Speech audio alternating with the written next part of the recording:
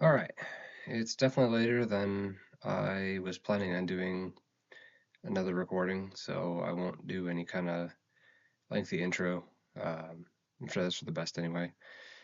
But the unskippable is, of course, Corgi plush with a fez.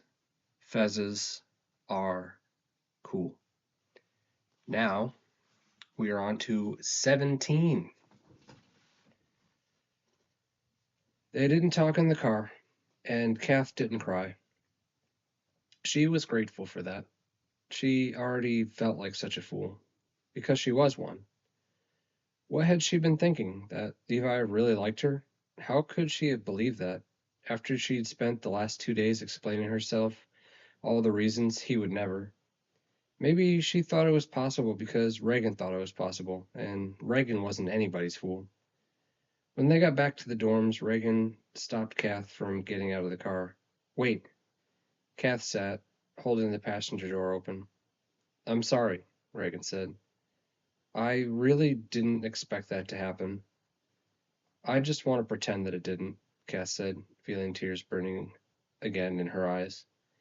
I don't want to talk about this, and I mean, I know he's your best friend, but I really don't want you to talk to him about tonight or about me ever. I already feel like such an ass. Sure, Reagan said. Whatever you want. Just gonna adjust my seat forward. Oh, there we go. I want to pretend this didn't happen. Okay. Reagan was good at not talking about things. She didn't mention Levi for the rest of the weekend. He called Kath on Saturday morning, but she didn't pick up. A few seconds later, Reagan's phone rang. Don't ignore him on my account, Kath said. It never happened. Hey, Reagan said into the phone. Yeah, all right. Just call me when you're downstairs. Kath is trying to study. Half hour later, Reagan's phone rang again, and she got up to leave. See ya, she said. Kath nodded. Later. Levi tried calling Kath again that weekend, twice, and once he sent her a text that said, "So they found the fifth hair. Now what? We'll trade gingerbread lattes and pumpkin red for this information." The fact that he misspelled pumpkin made Kath wince. If she hadn't gone to the party, if she hadn't seen Levi in action, she would have thought this text was him asking her out on a date. She knew she'd have to see him again. He was still Reagan's best friend. The two of them still studied together. Reagan would probably keep him away completely if Kath wanted that, but Kath didn't want Levi to ask questions, so Kath stayed away instead. She started going to the library after hanging out in Nick's stacks. Nick generally wasn't there. Nobody was. Kath brought her laptop and tried to work on her final project, her 10,000 word short story for fiction writing. She started it. She started it half a dozen times, but she still didn't have anything she wanted to finish. Usually she ended up working on Carry On Simon. Kath was on a streak, posting long chapters almost every night. Switching from her fiction writing homework to Simon and Baz was like realizing she had been driving in the wrong gear. She could actually feel the muscles in her forearms loosen. Her typing got faster, her breathing got easier. She'd catch herself nodding her head as she wrote, almost like she was keeping time with the words as they rushed out of her. When the library closed, Kath would dial 911 on her phone, then run back to the dorm as fast as she could with her finger on call. It was more than a week before she saw Levi again. She came home from class late one afternoon, and he was sitting on Reagan's bed while Reagan typed. Cather, he said, grinning, pulling his earphones out of his head. He was listening to a lecture. She knew that now. Reagan said he listened to them all the time, and that he even saved the ones he really liked. Hey, he said. I owe you a beverage. Your choice, hot or fermented. I rocked that outsiders quiz. Did Reagan tell you that? I got an A. That's great, Cass said, trying not to let her face show how much she wanted to kiss and kill him. She thought Reagan had to work. That was the only reason Kath had come. But she didn't have to stay here. She was going to meet Nick at the library anyway. Later anyway. Kath pretended to get something she needed out of her desk. A pack of gum. Okay, she said. I'm taking off. But you just got here, Levi said. You don't want to stay and talk about the symbolism of Johnny's relationship with Ponyboy? And the struggle between Soda Pop and Dari? Hey, do you think there's such a thing as outsiders fanfiction? I've got to go, Cass said, trying to say to Reagan. Meeting somebody.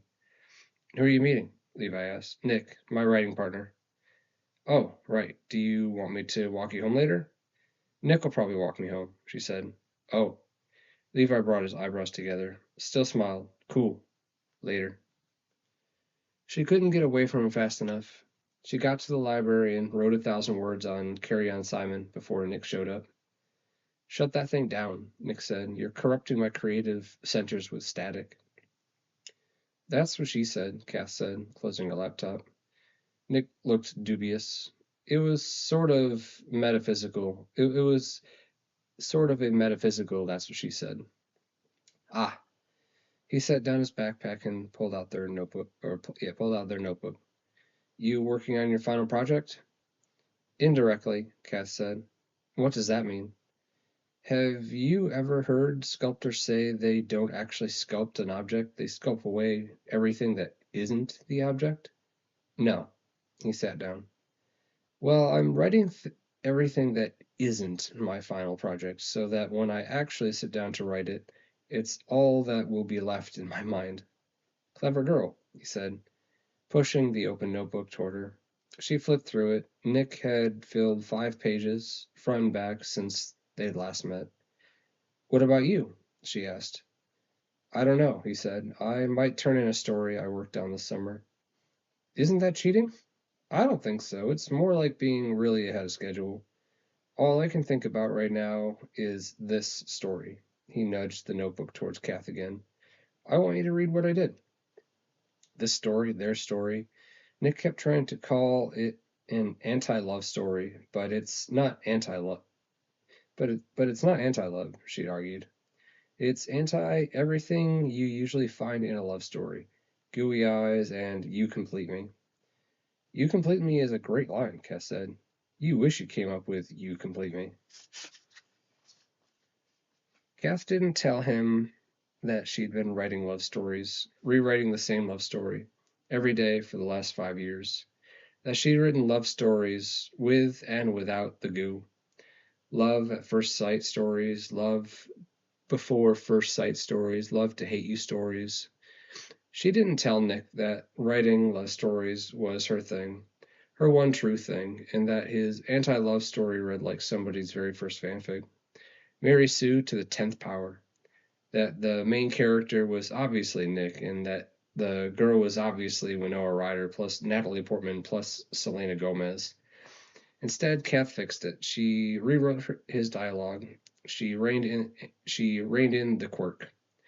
Why'd you cross that out? Nick said tonight, leaning over her left shoulder. He smelled good.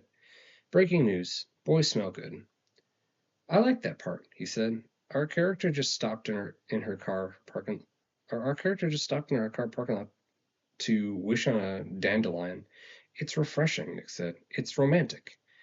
Kath shook her head. Her ponytail brushed Nick's neck. It makes her seem like a douche. You have something against dandelions? I have something against 22-year-old women wishing on dandelions. Stopping the car to wish on dandelions. Also, the car? No. No to vintage Volvos. It's a character detail. It's cliche, I swear to God. Every surviving Volvo produced between 1970 and 1985 is being driven by quirky fictional girls. Nick pouted down at the paper. You're crossing out everything. I'm not crossing out everything. What are you leaving? He leaned he leaned over more and watched her write. The rhythm, Cass said. The rhythm is good. Yeah? He smiled. Yeah, it reads like a waltz. Make you jealous? He smiled some more. His eye teeth were crooked, but not bad enough to get braces. Definitely, Cass said. I could never write a waltz. Sometimes, when they talked like this, she was sure they were flirting, but when the notebook closed, the lights always went off in Nick's eyes. At midnight, he'd rush off to wherever he always rushed off to, probably to wrap a beer around a blonde girl's waist, to kiss her with his twisted eye teeth showing. Kath kept working on the scene. A whole new conversation took shape in the margin. When she looked up, Nick was smiling at her. What? She asked. Nothing, he said, laughing. What? Nothing. Just, it's crazy that this works. Between you and me, that we can actually write together. It's like thinking together. It's nice, Cass said, meaning it. Writing is lonely. You wouldn't think we'd be on the same wavelength, you know? We're so different. We're not that different. Totally different, he said. Look at us. We're both English majors, Cass said. We're both white. We both live in Nebraska. We listen to the same music. We watch the same TV shows. We even have the same pair of Chuck Taylors. Yeah, but it's like John Lennon writing with Taylor Swift instead of Paul McCartney. Get over yourself, Cass said. You're not half as pretty as Taylor Swift. You know what I mean. Nick poked her in the arm with the end of his pen. It's nice, she said, looking up at him, still not sure if they were flirting. Pretty sure she didn't want them to be. Writing is lonely. There wasn't time for Kath to write a page of her own in the notebook. She and Nick spent the rest of their night in the stacks, revamping his section. The Volvo became a rusty neon, and the dandelion detail blew away completely. At 11:45 they packed up. When they got to the library's front steps, Nick was already checking his phone. Hey, Kath said, do you feel like walking past Pound Hall on your way to your car? We could walk together. He didn't look up from his phone. Better not, I need to get home. See you in class, though. Yeah, Kath said. See ya. She got out her phone and started dialing 911 before he disappeared into the shadows. Dad, it's Kath. I was just calling to say hi. I was thinking about coming home this weekend. Give me a call. Dad, I'm calling you at work now. It's Thursday. I think I'm gonna come home tomorrow. Call me back, okay? Or email me. Love you. Hey, honey, it's your dad. Don't come home this weekend. I'm going to be gone all weekend at the Gravioli shoot in Tulsa. I mean, come home if you want to. Throw a big party like Tom Cruise and, God, what's that movie? Not Top Gun. Risky Business. Have a big party, invite a bunch of people over to watch Risky Business. I don't have any booze, but there's still some green bean casserole left. I love you, Kath. Are you still fighting with your sister? Don't. Love Library was busier than normal that weekend. It was the week before finals, and everybody seemed to be digging in. Kath had to roam deeper and deeper into the library to find an empty study carrel. She thought of Levi and his theory that the library invented new rooms the more he visited. Tonight she walked by a half-sized door in a stairwell. The sign said South Stacks, and Kath would swear she'd never seen that before. She opened the door. There was an immediate step down into a normal-sized hallway. Kath ended up in another silo-ish room. In the mirror of in the mirror image of Nick's, the wind was even blowing in the opposite direction. She found an empty cubicle and set her bag down, taking off her coat. A girl sitting on the other side of the gray partition was watching her. The girl sat up a little so that Kath could see she was smiling. She looked quickly around the room, then leaned forward, holding onto the cubicle wall. I don't mean to bother you, but I love your shirt. Kath glanced down. She was wearing Keep Calm and Carry On shirt from Etsy, the one with Baz and Simon's faces. Oh, Kath said. Thanks. It's always so cool to meet somebody else who reads fan fiction in real life. Kath must have looked surprised. Oh my God, the girl said. Do you even know what I'm talking about? Yeah, Kath said. Of course. I think so. Carry on, Simon? Yes, the girl laughed quietly and looked around the room again. That was almost embarrassing. It's like having a secret life sometimes. People think it's so weird. Fan fiction. Slash, you know? Kath nodded. Do you read a lot of fic? Not as much anymore, the girl said. I was an addict in high school. Her blonde hair was pulled back in a ponytail, and she was wearing a sweatshirt that read, uh, "Verdigris football, fight, Hawks, fight." She didn't look like a creepy shut-in. What about you? She asked. I still read a lot, Kath said. Magic Kath is my absolute favorite, the girl interrupted. She couldn't hold it back. I'm obsessed with Carry On. Have you been keeping up? Yeah, she's been posting so much lately. Every time there's a new chapter, I have to stop everything to read it and then read it again. My roommate thinks I'm crazy. Mine too. But it's just so good. Nobody writes Simon and Baz like Magic Kath. I'm in love with her boss, like in love. And I used to be a major Simon slash Attica shipper. Kath wrinkled her nose. No. I know, I was young. If Agatha actually cared about either of them, Kath said, she'd pick one. I know, right? When Simon broke it off with her and Carry On. Such a good scene. You didn't think it was too long? No, the girl said. Did you? I wasn't sure. I never think the chapters are too long. I just want more and more. The girl waved her hands in front of her mouth like she was the cookie monster eating cookies. I'm telling you, I'm obsessed with Carry On. I feel like something big is about to happen soon. Me too, Cass said. I think the mage might turn on Simon. No, you think? I've just got a feeling about it. It killed me how long it took Simon and Baz to get together, and now I'm dying for them to have a big love scene. That's my only complaint about Carry On. Not enough Simon slash Baz action. She almost never writes love stories, Cass said, feeling her cheeks pink. Yeah, but when she does, they're hot. You think? The girl laughed. Yes. This is why people think we're crazy perverts, Cass said. The girl just giggled some more.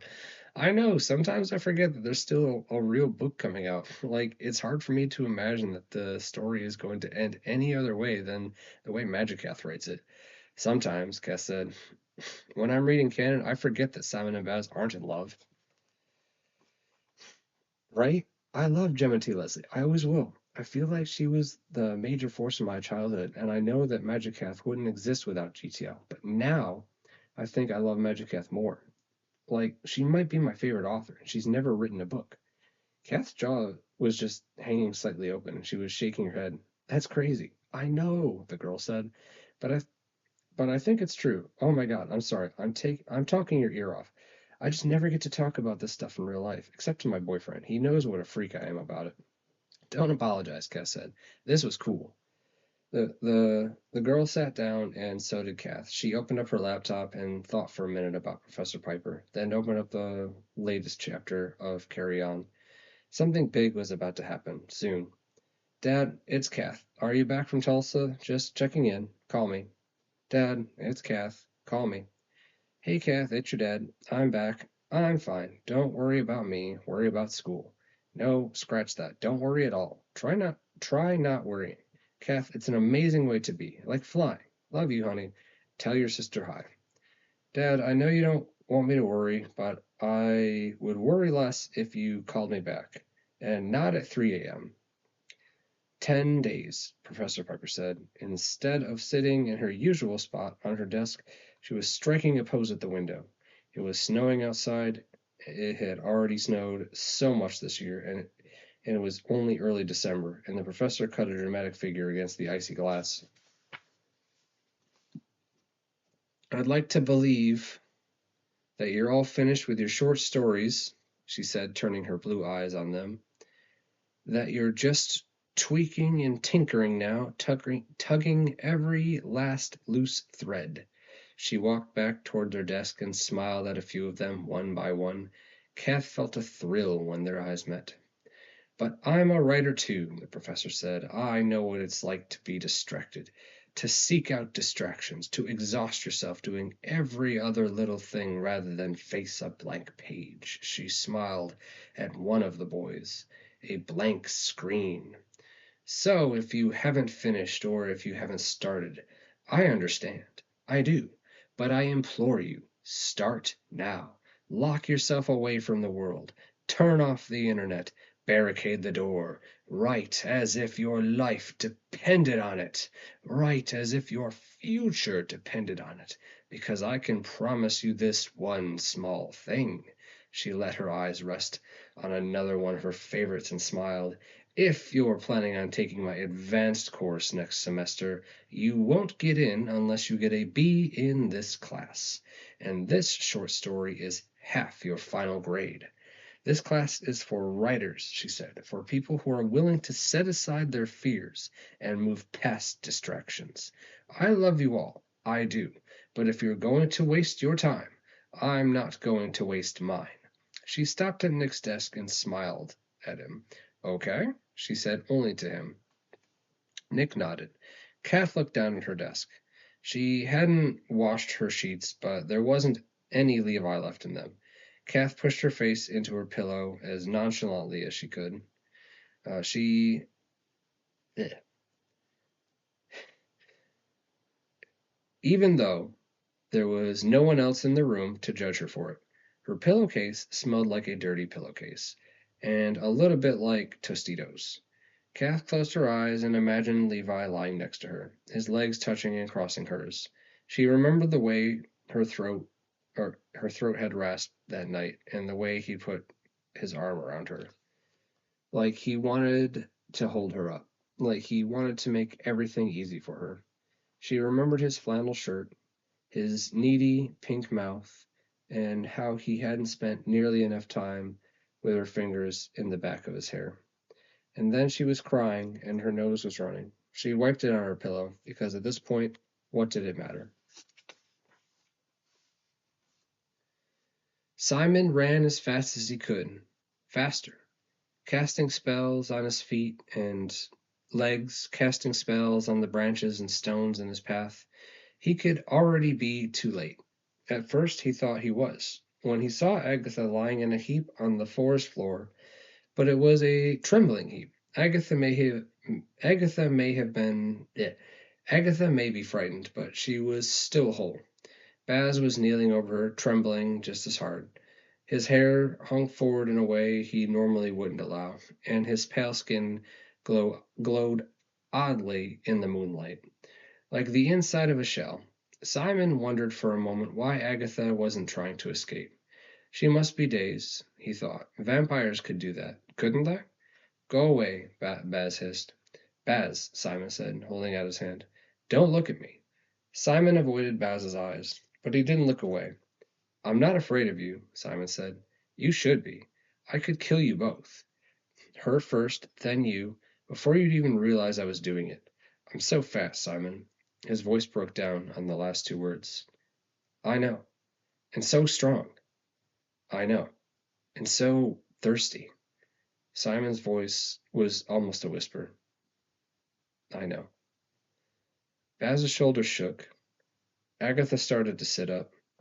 She must be recovering. Simon looked at her gravely and shook his head. He took another step toward them. He was close now, in Baz's reach. I'm not afraid of you, Baz. Why not? Baz whined. It was like an animal whine, wounded. Because I know you, and I know you wouldn't hurt me. Simon held out his hand and gently pushed back the errant lock of black hair. Baz's head tilted up with the touch, his fangs popped and gleaming. You're so strong, Baz. Baz reached out for him then, clutching Simon around the waist and pressing his face into his stomach. Agatha slid out from between them and ran towards the fortress.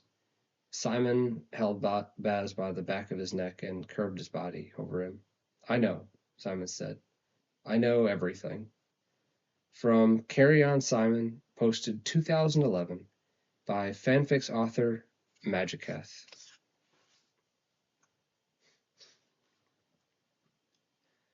18. Do you just hang out here now? Nick pushed his library cart to her table. Just trying to write, Kath said, closing her laptop before he started peeking at her screen. Working on your final project? He slipped into the chair beside her and tried to open the computer. He laid her arm on top of it. Have you settled on a direction yet? He asked. Yep, Kath said. Lots of them. He frowned for a second, then shook his head. I'm not worried about you. You can write 10,000 words in your sleep. She practically could. She'd written 10,000 words of Carry On in one night before. Her wrists had really hurt the next day. What about you? She asked. Done? Almost. Well, I have an idea. He smiled at her. It was one of those smiles that made her think he might be flirting. Smiling is confusing, she thought. This is why I don't do it. I think I'm going to turn in my anti-love story. He raised his Muppet eyebrows and stretched his top lip across his teeth. Kath felt her mouth hanging open and closed it. The story? Like the story we'd been working on? Yeah, Nick said excitedly, raising his eyebrows high again. I mean, at first I thought it was too frivolous. A short story is supposed to be about something. But it's like you always say, it's about two people falling in love. What could be bigger than that? And we've workshopped it enough. I think it's ready. He pushed his elbow into hers and tapped his front teeth with the tip of his tongue. He was watching her eyes. So what do you think? It's a good idea, right? Kath snapped her mouth again, or Kath snapped her mouth shut again. It's just that she looked down at the table where the notebook usually sat. We worked on it together. Kath, he said, like he was disappointed in her. What are you trying to say? Well, you're calling it your story. You call it that, he said, cutting her off. You're always saying that you feel more like an editor than a co-writer. I was teasing you. Are you teasing me now? I can't tell. She glanced up at his face. He looked impatient and let down, like Kath was letting him down. Can we just be honest? He asked. He didn't wait for her to answer. This story was my idea. I started it. I'm the one who works on it outside the library. I appreciate all your help. You're a genius editor and you've got tons of potential. But do you really think it's your story? No, Cass said. Of course not. She felt her voice shrink into a whine. But we but we were writing it together, like Lennon McCartney. John Lennon and Paul McCartney have been quoted multiple times saying they wrote their songs separately, then showed them to each other. Do you think John Lennon wrote half of Yesterday? Do you think Paul McCartney wrote Revolution? Don't be naive. Kath clenched her fist in her lap. Look, said Nick, smiling like he was forcing himself to do it. Sorry to break the flow. I need a sip of tea.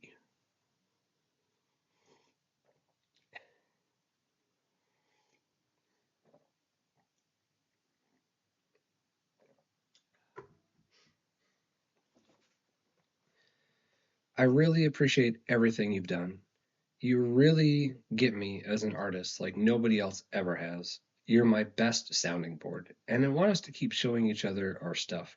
I don't want to feel like if I offer you a suggestion, it belongs to me or vice versa.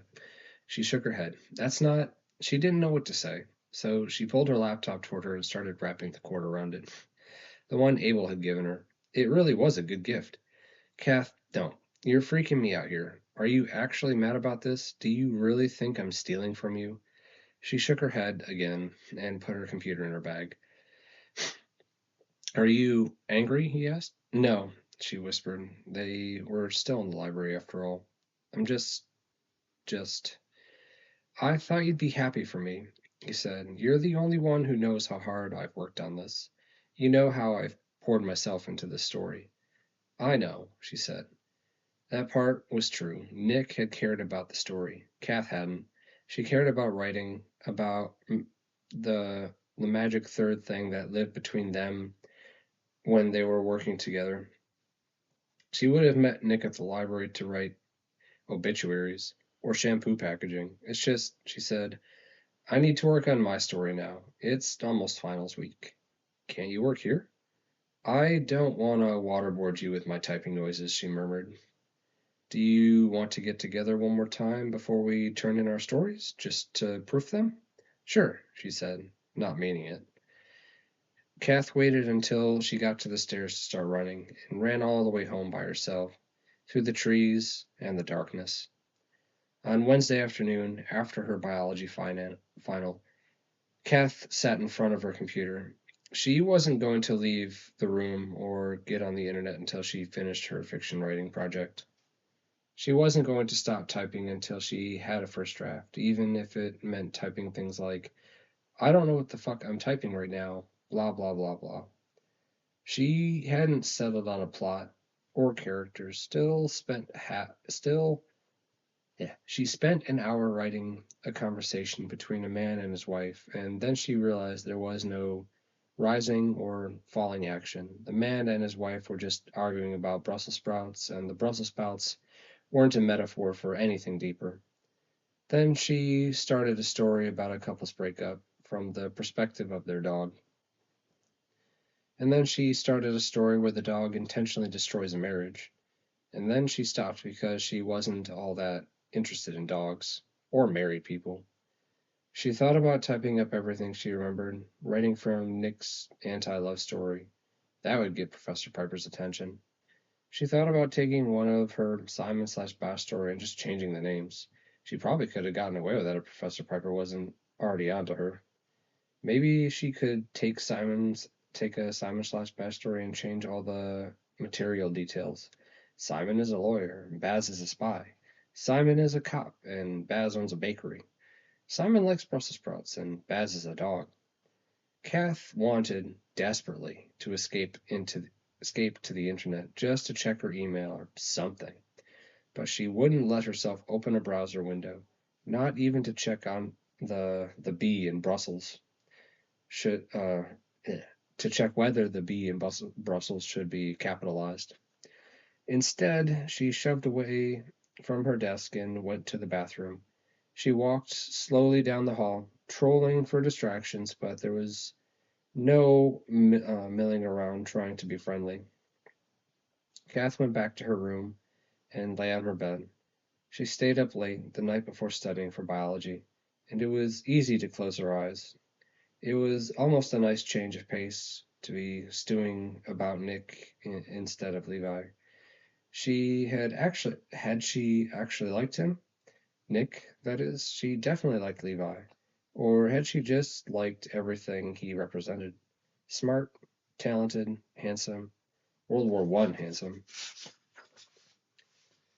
Now, just thinking about Nick made her feel so ashamed. She'd been taken, grifted. Had he planted, had he planned to steal the story all along? Or was he just desperate, like Kath was desperate? Nick and his stupid story. It really was his story. It was nothing Kath would have ever written on her own. Stupid, quirky girl character, stupid, pretentious boy character. No dragons. It was Nick's story. He just tricked her into writing it. He was an unreliable narrator, if she'd ever met one. Kath wanted to work on her own story now, not the one for class. Carry On. Carry On was Kath's story. Thousands of people were reading it. Thousands of people wanted her to finish. This story she was supposed to be writing. This story she was supposed to be writing for class. Only 1%. Only one person cared if she'd finished it, and that one person wasn't even Kath. She fell asleep with her shoes on, lying on her stomach. When she woke up, it was dark, and she hated that. It was disorientating to fall asleep in the light and wake up in the dark, instead of the other way around. Her head ached, and there was a circle of drool on her pillow. That only happened when she slept during the day. Kath sat up miserably and realized her phone was ringing. She didn't recognize the number. Hello? Cather.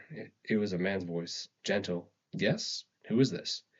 Hey, Cather, it's Kelly. Kelly from your dad's work. Kelly was her dad's creative director, the panda bear guy.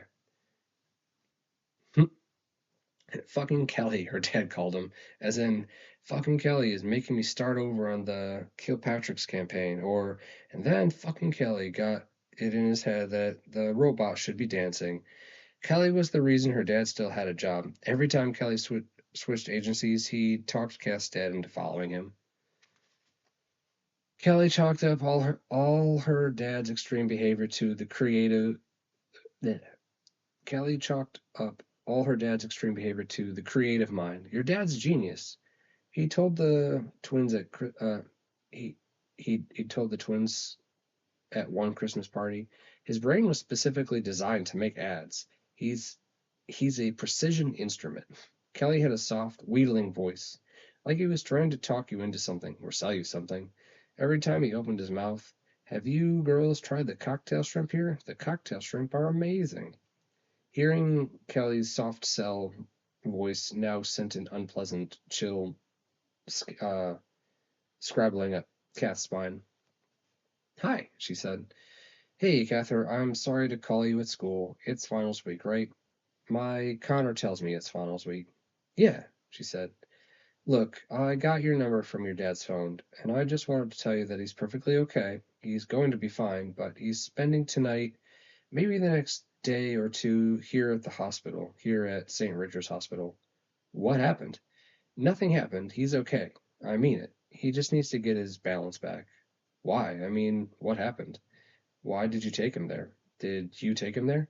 Yeah, I did. I brought him here myself. It wasn't that anything happened. It's just that he was really caught up in work, which we all are. It's the fine line sometimes for all of us, but your dad didn't want to leave his office. It had been a few days since he'd left his office. How many days? She wondered. And was he eating?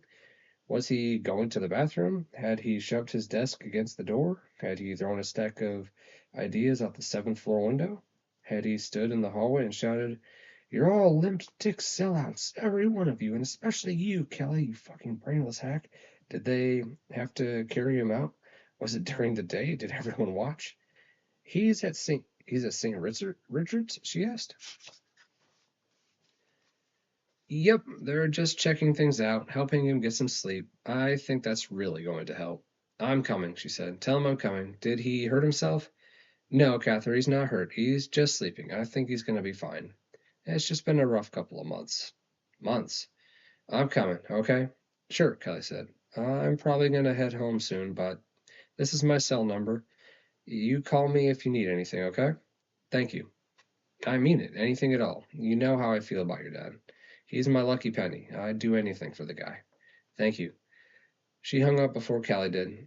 She couldn't stand anymore. Then she immediately called Wren. Wren sounded surprised when she answered the phone. Kath cut to the chase. Dad's at St. Richard's. What? Why? He lost it at work. Is he okay? I don't know. Kelly said he wouldn't leave his office. Wren sighed. Fucking Kelly? Yep. Dad's gonna be mortified. I know, Kath said. I'm going there as soon as I can figure out a ride. Did Kelly tell you to come? What do you mean? I mean, it's finals week, and you know that Dad's probably tranked into oblivion right now. We should call tomorrow and see how he's doing. Ren, he's in the hospital. St. Richard's isn't exactly a hospital. You don't think we should go? I think we should finish our finals, Ren said. By the time we're done, he'll be just coming out of the haze, and we can be there for him. I'm going, Cass said. I'm going to see if Grandma will come get me. Grandma's in Chicago. Oh, right. If you really have to do this, I know that Mom would drive you if it's that important to you. No. Are you kidding me? Fine, whatever. Will you call me when you get to the hospital? Kath wanted to say something mean, like, I'd hate to interrupt your studies during final week, but instead she said, yes. She called Reagan next. Reagan had a car. Reagan would understand. Reagan didn't answer. Kath crawled into her bed and cried for a few minutes, for her dad, for his humiliation and his weakness, and for herself because she hadn't been there to keep this from happening, and because something this shitty couldn't bring her and Ren together. Why was Ren being so cool about this? Just because it happened before doesn't mean it wasn't serious. It didn't mean he didn't need them. She then she cried over the fact that she hadn't made more friends with cars. And then she called Levi. He answered right away. Kath? Hey, Levi. How are you? Fine, I'm just working. Do you usually answer your phone at work? No. Oh, well, later when you get off, is there any chance you could drive me to Omaha? I know it's a big hassle, and I'll give you gas money.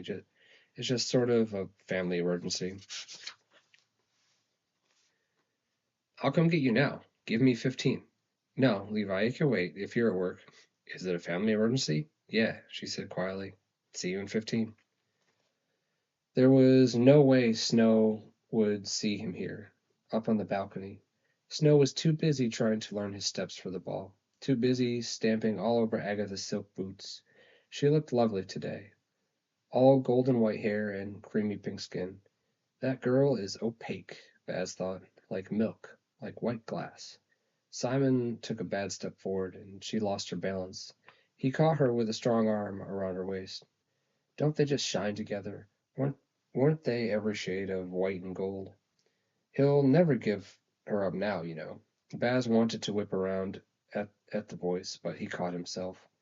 Didn't even turn his head. Hello, Penelope. You're wasting your time, she said, and damned if she didn't sound tired. He thinks she's his destiny. He can't help himself. I know, Baz said, turning into the shadows. Neither can I. From Tyrannus Basildon, son of Pitch, posted December 2009 by fanfics.net authors Magicath and Renegade.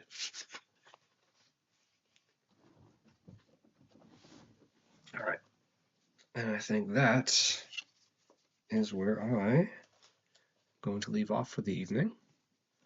So, depending on when you are listening to this, I hope you get a good night's sleep, and we will resume. And now I am officially at what appears to be the exact halfway point, or just very slightly afterwards. So, oh boy, a lot has happened, and there's a lot more story left to go. So it's yeah. I don't know what to say. Yeah, I uh, I hope you're enjoying this. I really do. Sorry, it's really late. I should just hit the stop button. So thank you, and see you likely tomorrow.